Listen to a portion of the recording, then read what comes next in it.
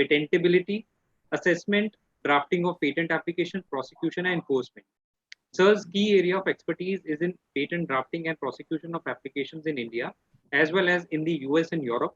He has drafted and prosecuted about 150 plus patent applications in technical domains ranging from mechanical, industrial engineering, infrastructural engineering, electrical engineering, etc., and other web-based applications, image processing, cloud computing, etc.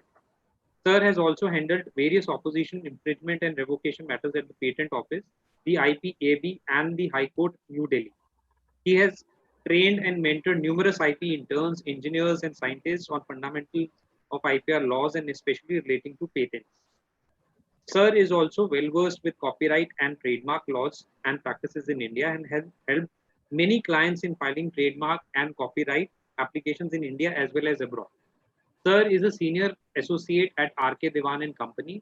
I've known Sir since 2000, if I remember correctly, 2014 or 15 when I had interned with him. And so today, Sir will speak on various issues, including careers in patents.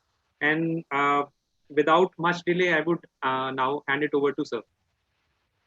Thank you, Hari, for this wonderful introduction. Thanks a lot.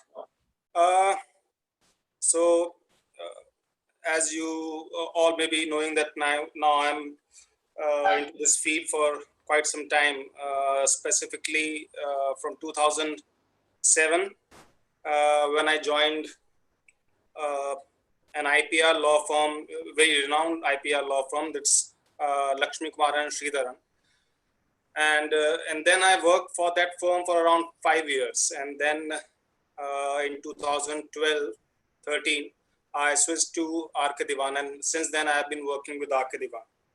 So it's been around 13 years of working in this field, specifically with patents. So coming on to this topic of making a career in patents, as you might be knowing that patents in IPR field is a very kind of a technical come legal,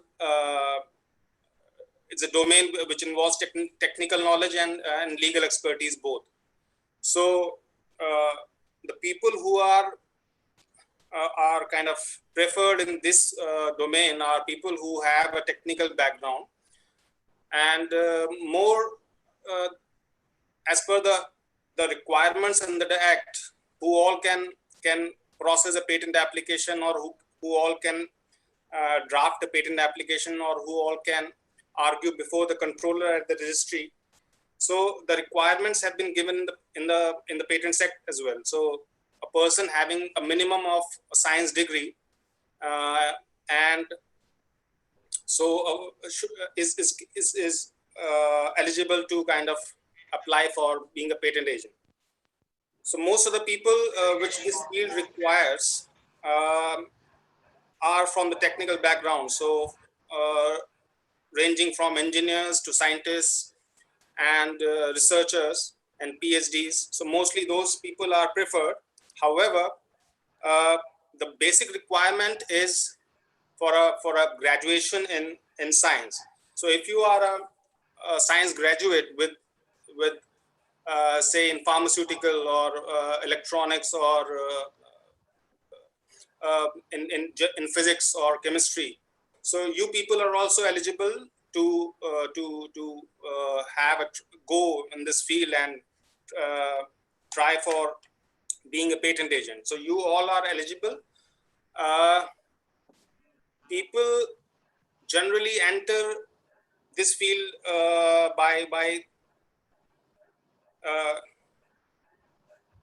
so the most important, the most common platform that is provided to young engineers and scientists who want to pursue a career in patents. So they mostly apply in law firms. So if you have a science degree or an engineering degree, most of the people apply for a technical associate or a technical intern sort of position in law firms, where basically they are required to provide their technical expertise. Because to start with, not many are versed with the patent laws as such. So mostly they are taken on board as a technical person who is well versed in his or her technical domain. So it's a mechanical engineer, so his expertise could be helpful in understanding and reading patents related to mechanical engineering and so on and so forth. So all those people who have a technical background are eligible to apply for a position of a technical associate or a technical intern uh, or a similar position in law firms. There are KPOs as well, which provide which work in this field. They are not law firms, but knowledge. They are KPOs basically. So they do hire people who have a technical background, but not necessarily patent agents. So they directly hire people who have engineering degrees. So most of the work is kind of outsourced from foreign law firms, which they process here in India. So for processing patent applications, you need to have technical expertise. Now apart from that, because one person could be well versed in one technical domain, but however, this field requires you to be a multifaceted person when it comes to appreciating technology in general. So this is actually that you would be required to work in different technical domains. Say, if you are a person in a from a mechanical engineering background, so most of the work or reading of patents would be related to mechanical patents, but because for the business purposes, people are required to handle all types of conventional science cases, conventional engineering cases, ranging from mechanical to electronics to software to, so because in the first 2 years of engineering, I believe every scientific domain is covered to some extent. So all those people are required to be well versed with their basics, at least in all of the domains of science, and they should have special skills from whatever branch they have completed their engineering. So yes, sir. Sir, may I interrupt here, sir? yeah.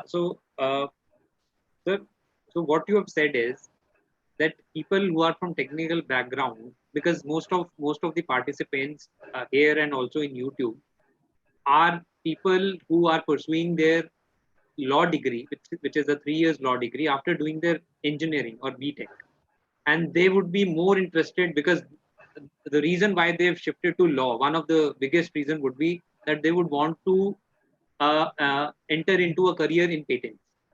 So, as according to you, would that mean that people from technical or engineering backgrounds are more suited, or they have an edge when it comes to career in patents?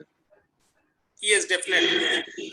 uh, as far as handling of patents is concerned, uh, in courts, if you see, many senior advocates handle patent matters. It's Okay. nothing new. So people from late uh, Mr. Jaitley, who recently passed away, he had handled many patent cases in high courts and Supreme Courts. He wasn't a technical person, but uh, he had a very good understanding of patent laws. So if you can brief a senior advocate, and he is willing to kind of, or he's comfortable with patent laws as such, not with the technology, but he will kind of see in the courts also, the judge is also not a technical person, not always a technical person, but you have to explain the technology to him in a manner that a layman would understand. So as far as technical person are concerned, because the patent law requires a person to be a minimum science graduate, and so that the premise is that the person should understand technical matters as well, apart from law. Okay. but it's not a bar as such for non-technical people to take patent matters when they have become a lawyer in courts, in IPAB, in everywhere. So lawyers are always will be arguing matters when it comes to uh, senior senior courts or appellate divisions. But in the registry, in the patent office, the requirement is that only a patent agent can argue a technical come legal matter with the controller. Okay. So, Uh, so for patent agent, there is a specification, and people, lawyers who would want to argue, uh, they can. they can There do it. is there is a specific Madras High Court as well on this point, Okay. whether a lawyer can argue matter before the controller. So in that judgment, the learned just said that they can. They have made an exception for that. But the point that remains is, I am also of the opinion that any lawyer can argue a patent matter provided he can. So it's nothing that is barred uh, from other lawyers and specific categories form. Point is, it is assumed, and it is in best of kind of practice that people who have a technical background, say in core electronics, if a matter is related to core electronics, not everyone can argue that matter. If some matter is into core pharmaceuticals or biomolecules, so not everyone can argue with the controller. So for that purpose, at the base minimum, a patent agent is required, and this is a requirement in every country, be it Europe, be it United States. So everywhere has patent agents and patent attorneys. So they are specific people who have been allowed to argue the matter at the patent offices, respective patent offices. Okay. Sir, just a small question, because others, they have given me a list of questions, people who are interested. Sure. So they wanted to know, since you are also a lawyer, you have a law degree, and you are also a patent agent, why did you want to become a patent agent when you could have done a lot of things in patent law being a lawyer? Yeah. As far as my case is concerned, I joined a law firm when I was nothing. So I didn't have any patent agent certification, nor did I have any law degree. Okay. So while working with that law firm, I applied for the patent agent examination, and somehow I cleared it also. And then later on, I enrolled in 3-year law course from Delhi University. So Okay. after 2-3 years, I applied or enrolled for the law course. Why I did that? Because a patent agent has certain restrictions, because he is meant to argue a patent application before the controller. That's it. But in a say in IPAB, in an appellate board, or in a court, he's not allowed to kind of argue a matter. Only lawyers can. So by having a patent agent and a law degree, will get you the best of both the worlds. You are also eligible to argue before the controller. By having a law degree, you can also argue the matter in a district court, high court, whatever. And having a law degree is very important, because patent agents only read Patent Act. So the Patent Act is not a kind of something which can be fully appreciated until unless you know the very various doctrines of interpretation of law and also all those things. When you get a hack of all those things, jurisprudence and all. So when you understand that part from your law degree, you apply those things in when you argue a legal point pertaining to patents law. So that helps. So it's better to have both of the capabilities if you can. So what's another question which was asked is, for non-science students, Yes, how can he have a career in patents or possibly intellectual property rights? intellectual property. Yes, and sir, just a small point. And when I was interning with you, I also saw work in other intellectual property areas. For instance, copyright and trademarks also. So if you could just elaborate on the avenues or the opportunities for non-science graduates. Yeah.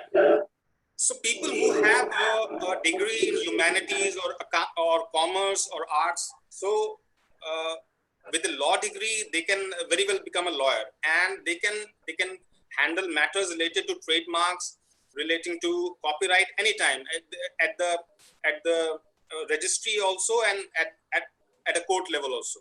So there is no bar as such when it comes to intellectual property rights relating to trademarks and copyright. For designs, again, you need to have you need to be a patent agent. There's a requirement. So, but yes, design matters are also, lawyers can argue. There's nothing much too technical about it as such. And so there are various domains. See, there's a Plant Varieties Act. Plant Varieties Act involves a lot of technicalities related to plant genetics and genetic material and all those things. So it's a bit of more technical as compared to copyright and trademark, but yes, those domains can also be explored. But coming to patents, the requirement is such that, because patent is a very is a techno-legal document. When you go through a patent document, even the language is so complex. It's not about the technical matter. You come to it at a second stage. The language is so different, being a legal document also, that one has to get an idea of what is written, in what manner it is written, why it is written so.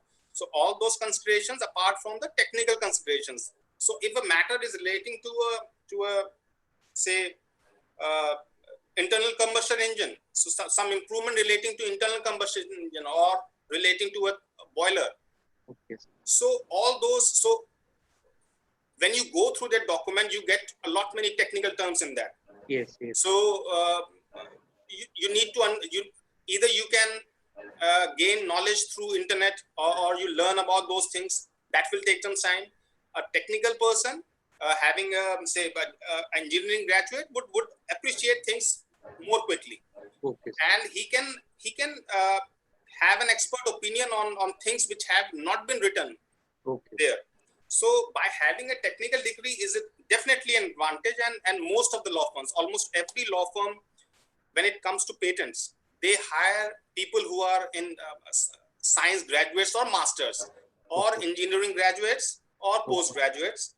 So in patents, that's a requirement. But in other domains like trademarks and copyrights, every lawyer can handle matters relating to copyrights, trademarks. There's a trademark agent examination also, but when you are a lawyer, you are not supposed to qualify that trademark agent examination. So automatically becomes eligible to kind of argue matters relating to trademark. Okay. And sir, couple of other questions. Some of the people here wanted to know your journey as well. Okay. As in, since you said that you worked with a law firm and you did not have the patent agent, you did not clear that, and then subsequently you did your law also. So a lot of people would, because this is a time wherein people are in dilemma. I mean, especially the law students, they are not clear during their 3-year or a 5-year law course whether to enter into a niche field such as intellectual property rights, or possibly explore other areas, or maybe join a law firm or litigation, etc., etc. So people would want to know your journey, why you were more inclined towards patents and all. Yes.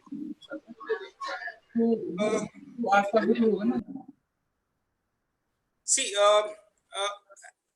before joining a law firm, before entering this field of patents and IPR in particular, I was working with a publishing house. Okay. So it was unrelated, but that field required processing of lot many documents. So technical documents also, non-technical documents also, and creating abstracts and summaries and for that. So it was a publishing house, a very renowned publishing house. So I had worked for that company for substantial time. Then somehow, because the profile was such that it was a kind of a technical editor kind of profile in that company. So based on that criteria, I was asked to I was somehow I got in the search of the HR of the law firm, and they called me up for an interview for the position of a technical editor. Okay, sir. Now, not many law firms require a technical editor, in the sense that patent documents, when they are drafted, they need to be reviewed a lot.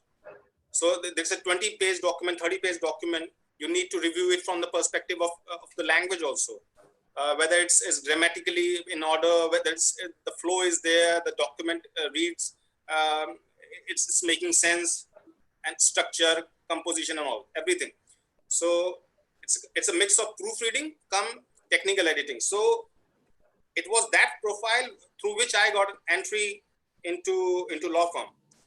Okay. And then I worked my way. Because I had a technical background, I had a science degree, so I tried for the patent engineering exam and somehow cleared it also. And then I tried to make a career further on my skills and to meet the requirements of the firm. So it's better to be a lawyer in a law firm. So then I got enrolled into law as well.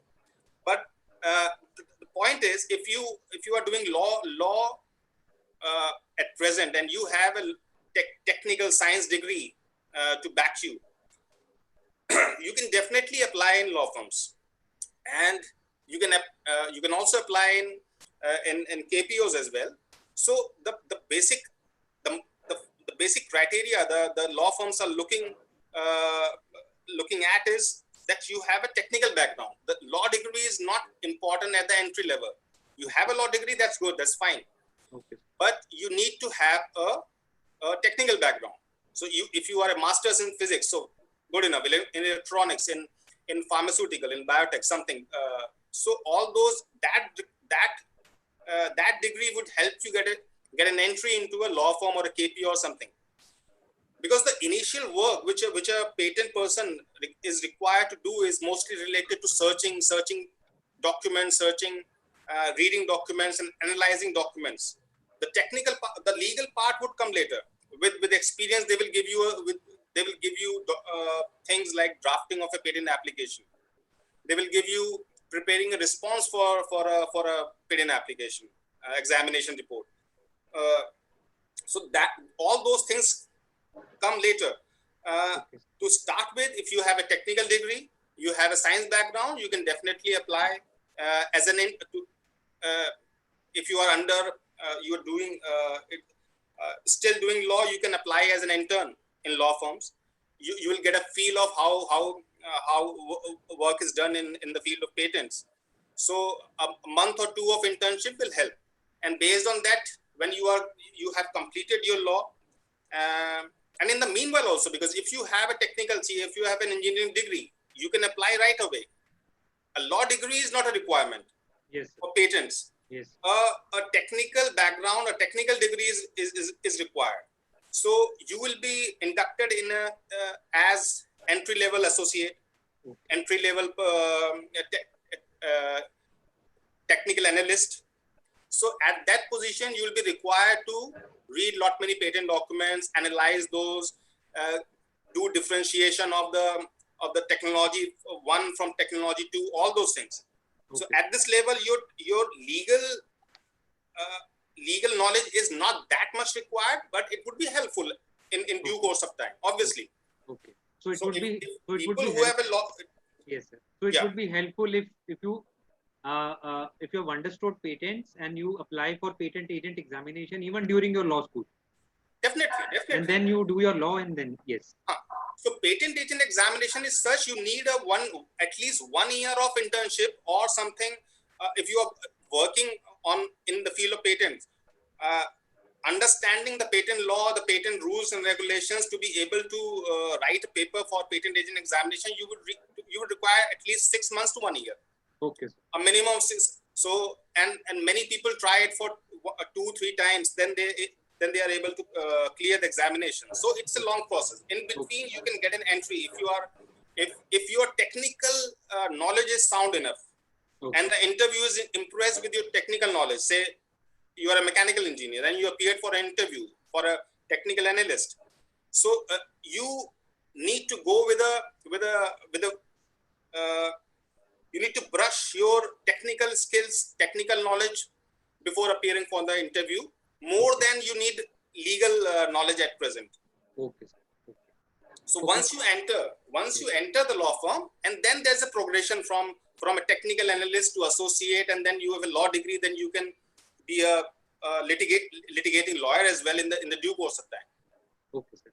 Sir, just one question that was asked, because a lot of people, they are scared that after completing their law, let's say if they get into a patents related firm or a chamber or an office which does patents or intellectual property rights work, will they be moving towards specialization too early, or they should explore other fields and then possibly decide? I would say if you are willing to enter into IPR field, it's a niche field, Sir. Yes. no doubt about that. And because say if you take statistics, in India we have around 4,000 patent agents, and a lakh something, 10 lakhs of a million lawyers would be there. So it is a niche field, and the say people are interested in corporate law also, in income tax also. So if someone is very inclined towards intellectual property law and very inclined towards patents law in particular, because he has a technical background as well, so all those things will kind of push him towards something which make him read documents relating to technology and all. It's a very interesting field. So for that person who has entered the field, it's nothing about entering it too early or too late. As far as I look at this situation, because once you have entered it, it's a career progression is only upwards. So you enter as a technical analyst, you become a lawyer, you become an associate, then you become you move towards partner level from that progression. So it's a kind of, you will be known as a patent attorney, you will be known as a patent lawyer. So that's a very, very kind of nice feeling to have. Okay. Sir, then a lot of them asked as to, you please ask sir broadly. I would like to add one thing here. Yes, sir. Yes. I know personally a few people who have entered this field as a paralegal, and then subsequently to after 2-3 years they clear the patent agent exam, and they have now become patent agents. That certification holds a lot of value. So people having a technical background, they enter the field as a paralegal. So handling forms and fees and everything. So after working for 2-3 years, they get to know each and everything related to patents law and patent procedure, the rules. So which you need to write in the patent agent examination. So after working for 2-3 years, they appeared for the patent agent examination, they cleared it, and now they are patent agents. So people who get an entry as a paralegal, so those who are not lawyers at present, those who are plain arts graduate or commerce graduate, they can enter this field as a paralegal, and over a period of time they can do law. They can become a manager at the paralegal division. So they can become managers and supervisors and managers at the paralegal division. So that's also one domain in the patents law. So one of the very interesting questions was, they wanted me to ask you broadly, sir, what kind of work you do. I mean, so people would want to know the specifics. For instance, a design comes, because when I had also interned with you, you gave us few designs and then we had to do some patentability search. So just give us a broad idea what kind of work you do related to patents. So at the entry level, as I said before, you are a technical person, you are an engineer, you are a science master in physics, suppose, and electronics. So at this level, you will be asked to read a lot of patent documents and provide your understanding of the document, and then you will be provided another document which needs comparison between the two. So technology wise, you need to compare document 1 from document 2, and this is the most basic thing you do in patent field. Okay. Based on that, a response to an examination report can be prepared. Okay. Based on that, a search report can be prepared. Okay. Based on that, you will get to prepare a complete specification of an invention. So that's the crux, that's the bare minimum. Okay. So if you enter a law firm, you will be provided with training, a month of training or 2 months of training, to how to write patent specifications, how to do searches, how to prepare search reports, and how to respond to examination reports. So by working on those products, you get to learn. By working and getting your work reviewed by a senior, you get to learn law point as well. You get to learn technology point as well. So that's learning on the job. Okay. That's mostly people learn. But the work which is essentially needs to be done is read a lot of patent documents, non-patent documents as well, but mostly technical literature. So if I have a document, I need to get it allowed by the patent office. I need to, therefore I have to compare it with the state of the art. The state of the art documents include 3-4 documents which have been cited. So I have to compare. So it involves technical analysis, nothing legal. Okay. Legal part is when you prepare an actual response. So see, if I have a junior who is just entered or has been recruited, so I would ask him to kind of do a technical analysis to differentiate these two, one document from another. Provide me with technical dissimilarities and anything he can found. Or so by doing this work repeatedly on the job, they get to learn how to prepare responses, how to prepare reports, and how to do searches. If I give you a topic, so if you are a new entrant, I'll give you a topic to search on a database, that please search for this technology domain, this specific feature I need to look into. So accordingly, that person will do searches. So I as a mentor would review the work, then give him some tips, then he will research and then come up with results. So at the start, a technical analyst needs to do a lot of technical stuff.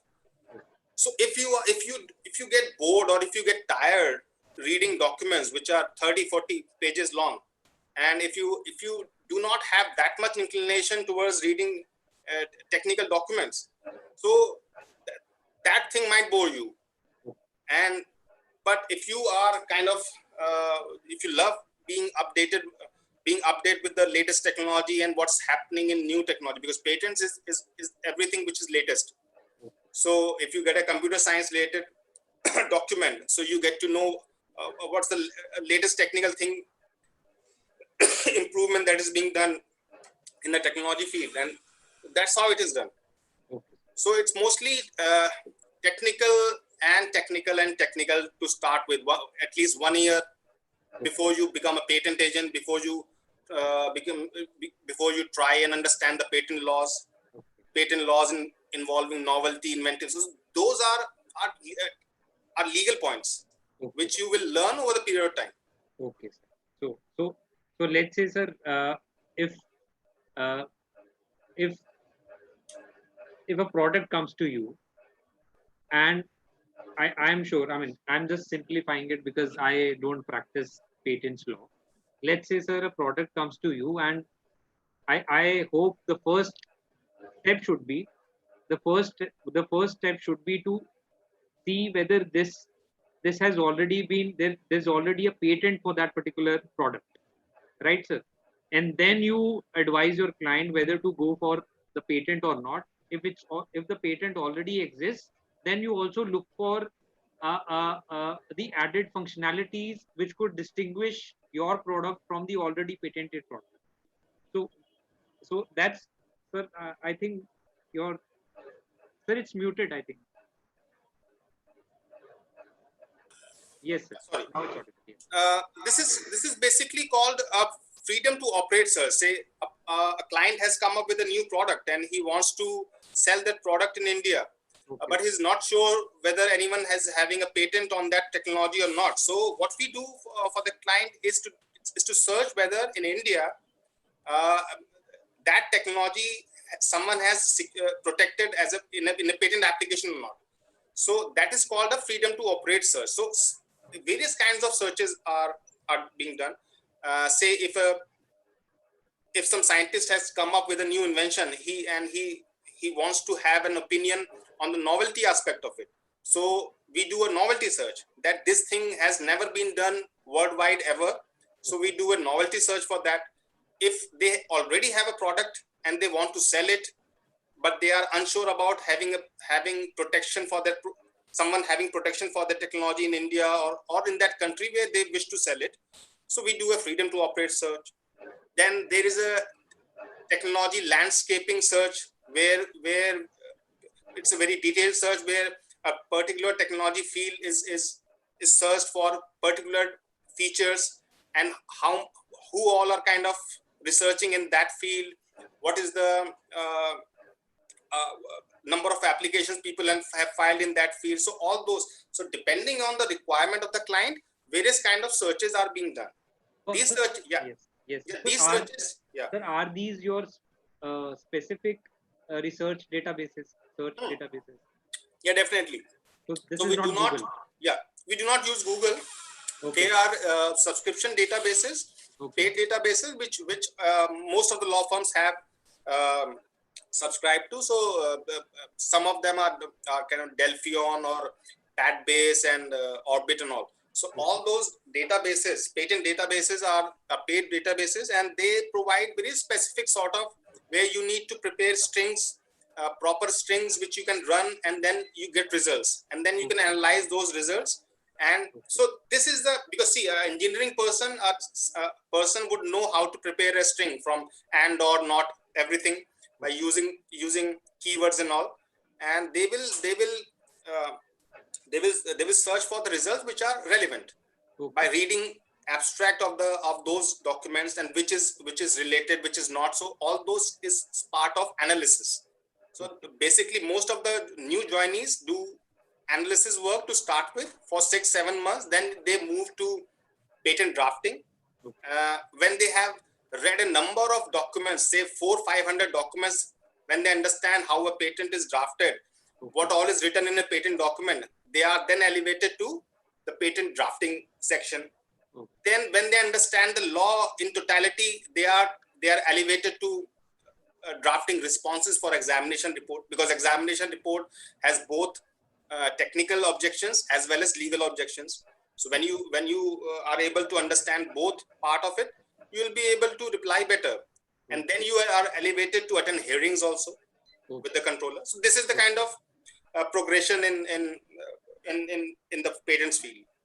Sir, if I have to, let's say, segregate the bench work or the office work that a patent attorney or a patent agent does, and the litigation or going to the courts, people would want to know which is more interesting, or which is more lucrative, and also and also, sir, uh, overall this field, uh, is it lucrative? Because a lot of people have that financial thing at the back Yes, of their yes. mind. Yeah, So definitely. if you could just It's touch one of these the, areas. see, patent law and people working in the patent law are comparable to best of the law practices that the firms have.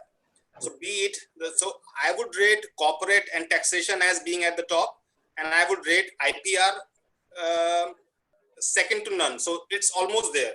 Why I'm saying almost there? Because there is not much patent litigation in India at present. So it's a very restricted field. You won't get patent lawsuits filed very rarely. and there are very limited judgments. Okay. There is not even a single judgment on patent law which has reached full trial. So everything happens in between. Okay. Either there is a settlement or something.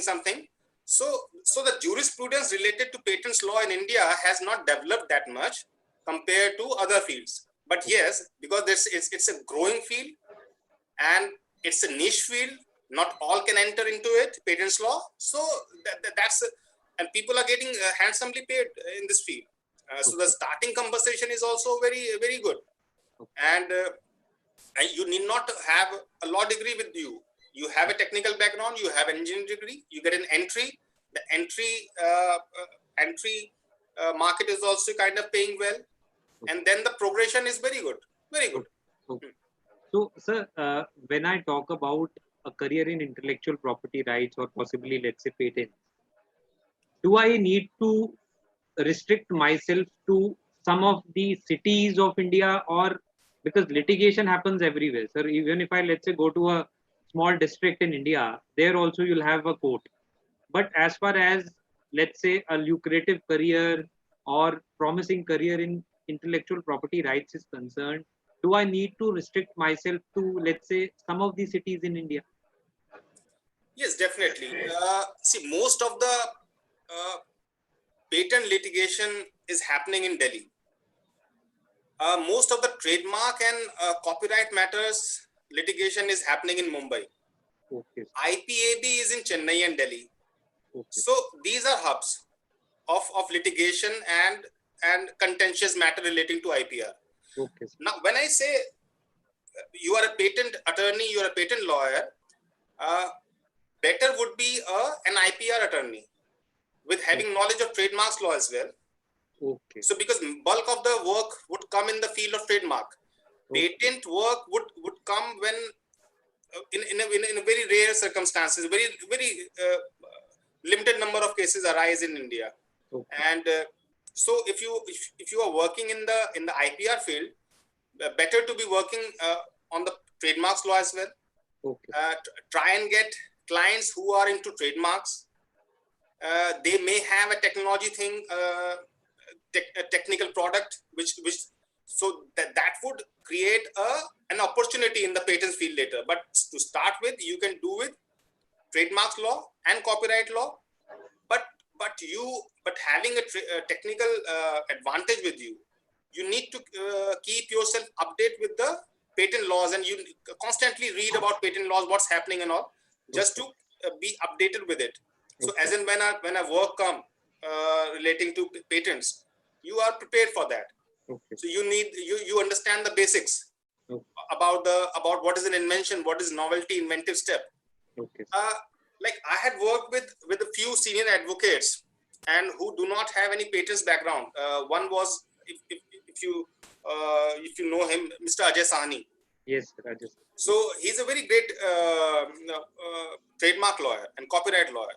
So, but he has handled a few patent cases as well. And in one matter, I briefed him relating to patents. Okay. So, but that I would say that being a trademark lawyer, he has a great understanding of patent law as well. So he was quick to appreciate things relating to patents, to novelty, to inventive step. So if you are in that position, if you are in a position where you are able to understand laws, because these laws are very peculiar. Okay. You won't get to read anything like patents law in anywhere, in any law topic. Okay. So because these involve technicalities also. So so if you are able to merge your practice as a trademark lawyer, as a copyright lawyer, and also have abilities to handle contentious matter related to patents, that would be great. And see, having a multidisciplinary kind of practice would always help. If you are able to handle corporate law matters as well, nobody is stopping you. If you are able to handle IT matters, nobody is stopping you. But if you are able to handle IPR matters, your place would be known among a very few people who are in India at present handling IPR matters, specifically trademarks matter, specifically patents matter. So that is a very narrow subset. of people who are handling IPR matters. Okay. So what you if I have to, let's say, conclude your this understanding, you mean that you may not go into super specialization doing only patent matters. You can have intellectual property rights as your domain, Yeah, definitely. and then you can either do trademarks or copyrights and also the patent work. That would of course expand your ambit also. Exactly. Yes. You can be associated with people who have expertise in patents. If you are not a patent person, you can, if you are a patent person, you can have an association with a trademark person. So in Yes. that way, you can work as a firm also. So as a group also. Okay, sir. So, sir, will doing an LLM help me in my career in patent? I'm not Because sure. I'll be spending a lot of money going abroad, and I can do that without an LLM also. I can start with a law office. I can, as you said, you possibly uh, give this patent agent examination, do your law as well, and then move up the career. Uh, So, I mean, my understanding is that doing an LLM will not help you a lot in the career. Of course, it will give you that academic edge. That's what I understand. Yeah, I agree with you. I agree with you. In the patents field, it's sufficient to have a law degree.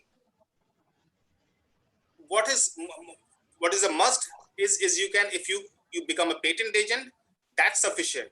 So an LLM in patents or IPR won't that much help.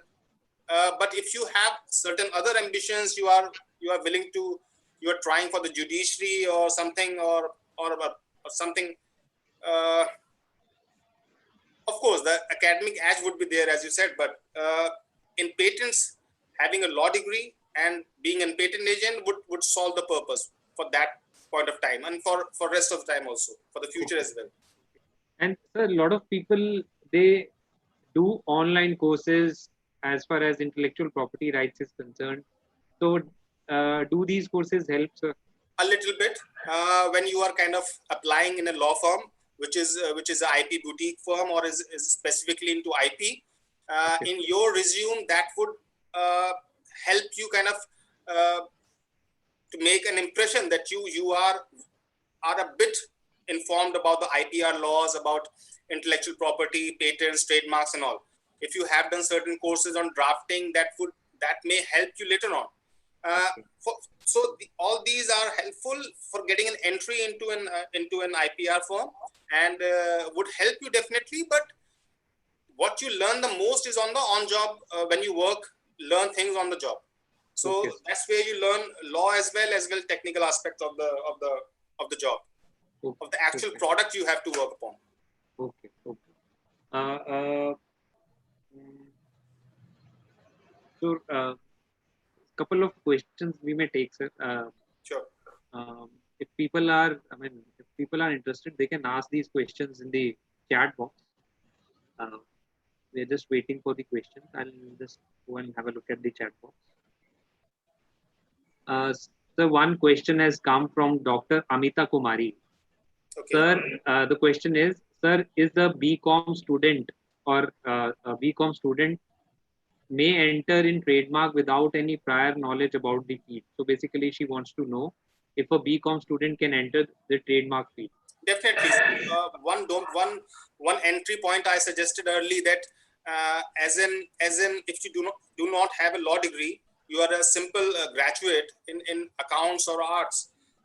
You can apply for paralegal team. So there you would learn lot many things, from client communication to making forms to making to filing formalities and everything. So in that, with that, you can make a progression in that field, and later on you can do law as well, and then become a trademark lawyer as very well. So Yes. there's no issues with people who are into arts and in accounts or commerce. They can also enter IPR field, and they can apply as a paralegal. They would learn the tricks of the trade in 1 or 2 years, then they can apply for, enroll for law degree, and then become a lawyer. Okay. Okay. Um, any other question?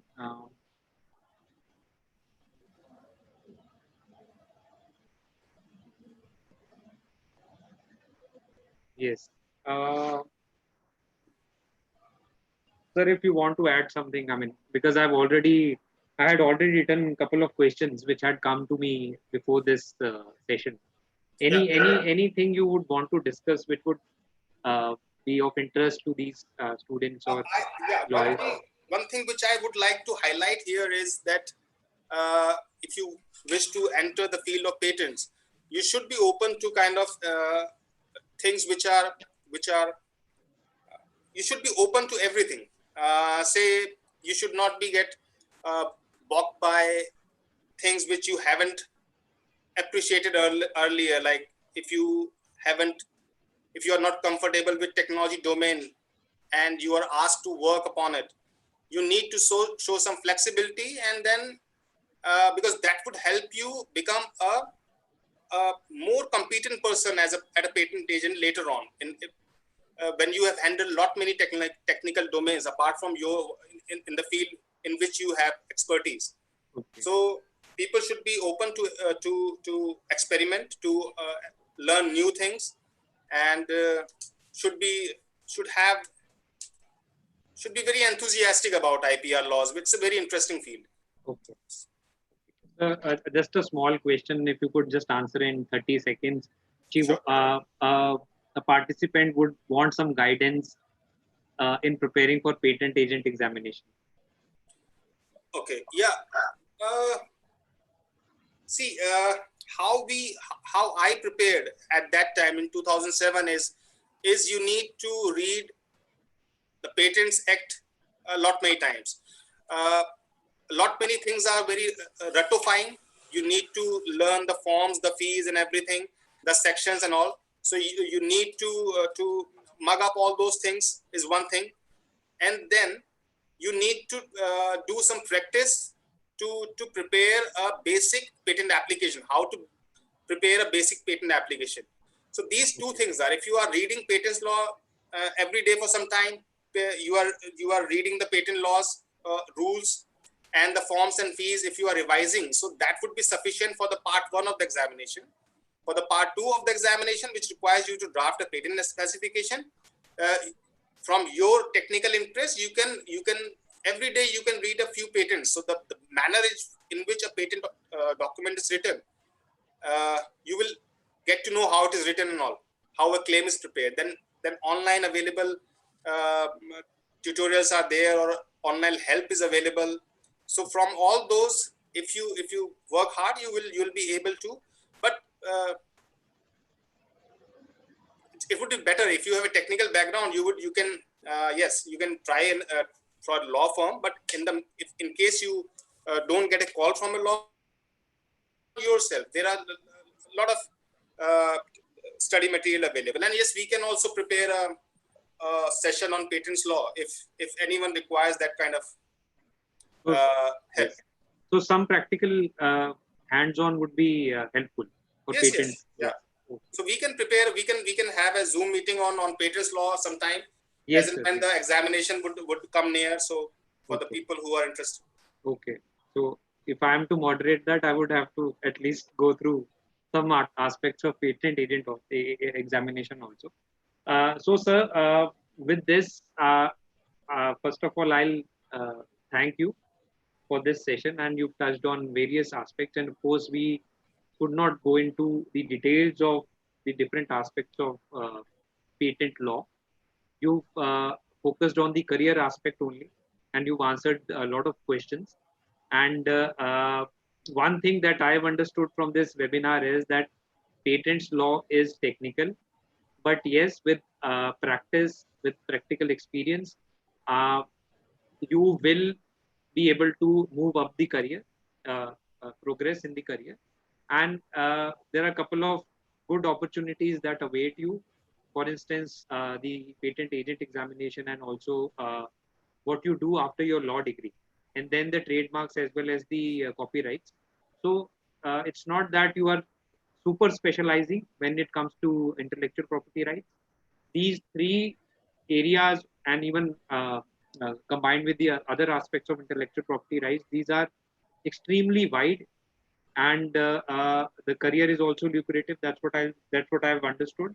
And so so again, sir, I'll thank you for this session, and possibly we may conduct another session on nitty-gritties of patent or patent law, and we may bother you again for that. Sure, sure. Yes, sir. And sir, before we end, we just want to announce that there is one more session that LexShots is organizing on judicial services examination.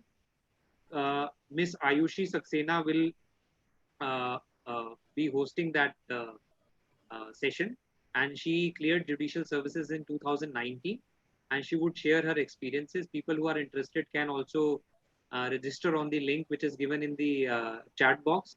That would be of some interest to all of you, and we'll soon have a good discussion on the patents law as well, discussing finer aspects of patents law in the near future, of course, and with the permission from sir. All right. Yes. Thank you. Thank you. Thank you. Thank you.